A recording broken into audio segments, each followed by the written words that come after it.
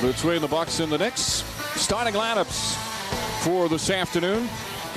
As the Knicks come in on the road, they've struggled on the road this season. Latrell, Sprewell, and Kurt Thomas at the forwards. Marcus Camby in the middle with Allen Houston and Mark Jackson at the guards. Jackson's played very well against the Bucks this year. Meanwhile, the Bucks still Glenn Robinson, not in the starting lineup, but after missing 14 games, he'll come off the bench. So Tim Thomas will start with Anthony Mason. Joel Prisbilla starting to play well in the middle. And Ray Allen and Sam Cassell at the guards for George Karl. Let's go over to Knicks looking to push, as mentioned. Sprewell kicking it out. Sprewell left wide open, knocks down the three. See right here, nice little pitch and catch. Houston just, boy, tee that one up for me. No one out there for him. You gotta love that when you can shoot, no one's in your face. Although I loved Allen Houston's look away pass. You just played 40, 45 minutes over the last week and he's tired. But for a whole team, hey, ouch, that hurt. If Sam Cassell wants to get Charlie Ward in the low box and kind of work him over. Sprewell finally hitting a shot, but back to the Bucks. Fifth year in the league. Making that call. Sprewell left-handed, pretty move, shot won't go. Three-point defeat by Charlotte and Eamons Carter. And played the entire game, a 48-minute game. I think if you're in the East, you just have to figure, get to the play. Cassell has it tipped away. Sprewell on the charge. And able to dump it in. Pretty play from Latrell Sprewell. The Knicks back up by 5. Some momentum, too. Kind of go into the break feeling good about yourself. Not wondering why we lose last 3 out of 4. And great defensive play by Sprewell. Here comes the angry dunk. Oh, dang. And a clear path foul is going to be called against Thomas in bounds. And he cheated us, too, out of the angry dunk. I always enjoyed the angry dunk by Sprewell.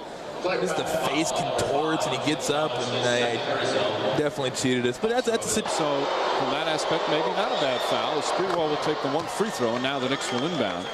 Dangerous pass nearly taken by Robinson. Shot clock down to 3. Sprewell hoists it up, and he knocks it in. Sprewell, quick shot.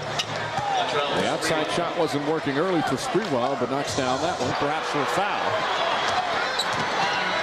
Sprewell puts it in, rattles home a 3. Big bucket from Latrell Sprewell. And a nice outlet to Houston. Marcus Camby with 16 boards. Sprewell knocks down another one. Back-to-back threes for Sprewell. And just like that, it's a 7-point game. And George Karl quickly wants to stop the momentum as he makes a full timeout call. Sprewell with 20 points now has been struggling from the field, but he begins the fourth quarter with a couple of three-pointers. Just over a minute gone by, final period. Knicks a 7-point advantage. In the third attempts and third percentage, that's amazing. They have yet to make one.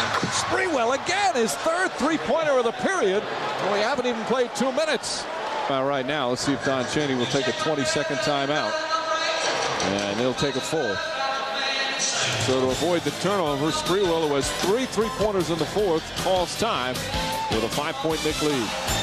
You want to go out there and you want to play hard. If you play hard, you have a chance to win. Another 3. Latrell Sprewell 4 for 4 from downtown. Ball timeout just in time. A 20-second timeout. Sprewell has scored 12 points in less than 3 minutes here in the fourth. He's done it over guards. He did it over Irvin Johnson, the big guy.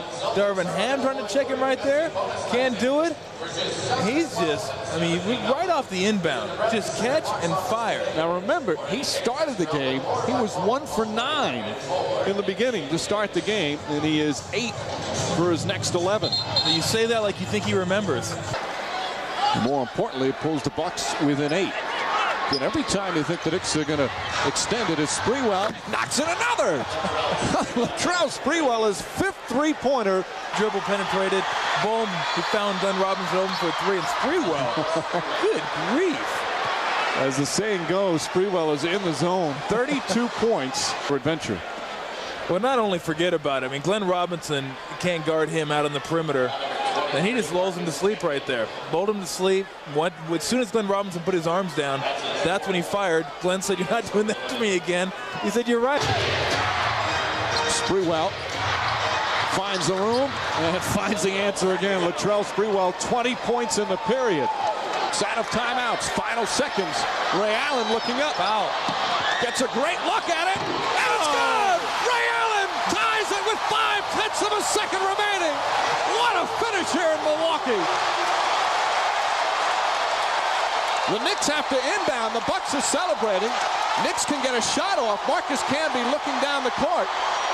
Lobs it down to Shandon Anderson. Anderson puts it up, and the shot would not have counted.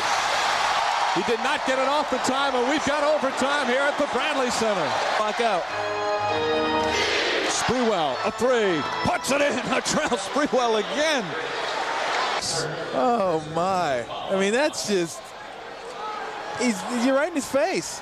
And just mugshot is what he's doing to you. Face up, and that allows him room to work. Glenn Robinson has 34 points in his first game back since December 28th. Sprewell comes right back for the answer. Cassell looking to double team as soon as he puts it on the floor. Here comes Mason now. Sprewell tied up, 3 on the shot clock. Has to put it up, puts it in. Everything going down for Latrell Sprewell. Under a minute and a half remaining. Sprewell for 3, puts it in. Latrell Sprewell with 45. There's just nothing you can do here. It really isn't. I mean, you're right in his face, and he's just telling you, thanks for coming. I mean, the guy is radar locked in right now. Hands in his face, nor hands in his face. He's just making all kinds of shots. Getting it in and then right back out to Ray Allen. The inbound to Red. Red gets off a 3, and he puts it in. I don't believe it. 1.4 remaining, and we're tied again. Mark Jackson at the buzzer. Second overtime coming up. When your own player gets in there before you even let the ball go. We've seen some great plays, but some mental mistakes. Jackson for 3. Bang! Mark Jackson from downtown. And you see right here, it's been all about the Knicks' 3-pointers in the second half, most notably Sprewell. But right there, Sprewell does a real nice job driving and knocking over Jackson's defender. Allen Houston. They look for Sprewell. Sprewell with Darvin Ham. Shot clock down to 9. Sprewell wants to make the play. Sprewell makes the move, pulls back, fires, puts it in. Latrell Sprewell puts the Knicks back on top with 9.9 remaining. His 9th three-pointer of the game, and the Knicks lead by 2. 48 points for Latrell Sprewell. It's just unreal. I'm not so sure if I'm Glenn Robinson, if I back off, and they had him double team. But that's just a jab step, and Darvin Ham has to respect that. So he respects that. He backs off. He didn't really back off. He thought he was driving. You see right there. Boom. I mean, just a great jab. Jab, pull it back. And you saw earlier in the possession, Glenn Robinson, they had him double teamed, and he left him. I'm not so sure if I keep the double team and make him pass the ball. Sprewell, meanwhile, time now with 48 points. 34 of them have come in the fourth quarter and the overtimes. He also has 7 boards, 6 assists, and he's doing it in front of friends and family. He had to get 70 tickets for today's game. He's a Milwaukee native. He's had some of his best games here at the Bradley Center, and he's adding this one to the collection. I mean, are you kidding me? I mean, not only to be able to hit the 3, but be able to stop, squeeze the sneakers, bring it back, pull up, and hit it. That's incredible. That 9th three-pointer ties the game. John Starks once had 9 for the Knicks. The Knicks have hit 15 three-pointers as a team.